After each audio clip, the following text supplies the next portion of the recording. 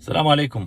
يعني الواحد شو بده يقول، والله العظيم ما هو عارف. يعني الحكومة خلال 8 شهور اللي عملته ما عملته دول خلال 10 و15 سنة. بتعمل الحكومة مذكرة تفاهم، عقد استثمار، بتعمل اتفاقية غاز، بتعمل أي شيء، بيطلع لك واحد من المثقفين أو الفنانين الملتزمين كثير، أو شي فنانة محترمة ملتزمة من هالصبايا اللي كان ايام النظام بالتلفزيونات تسرح وتمرح، بتطلع بتبلش تنقد لك انه هاي الاتفاقية هي كذب على الشعب، لانه الغاز هو موجود بسوريا. قالوا الغاز ما اجى من تركيا، اذا بده يجي من تركيا بده شغل لا يقل عن 9 شهور، والشغل هذا 9 شهور بده شي حوالي 10 مليار دولار. ضحكوا عليكم وعملوا مسرحية وصدقتوها. بيطلع لك واحد ثاني بيقول لك يا اخي اتفاقيات استثمار لفنادق ولا ابراج وما بعرف شو بده يستفيد منها الشعب هذا. وك يا اخي والله العظيم نرجع بنقول اللي عملوها الحكومة مش دفاع عن الحكومة. وك يا زلمة، اللي عم نشوفه احنا انه الحكومة عم تعمل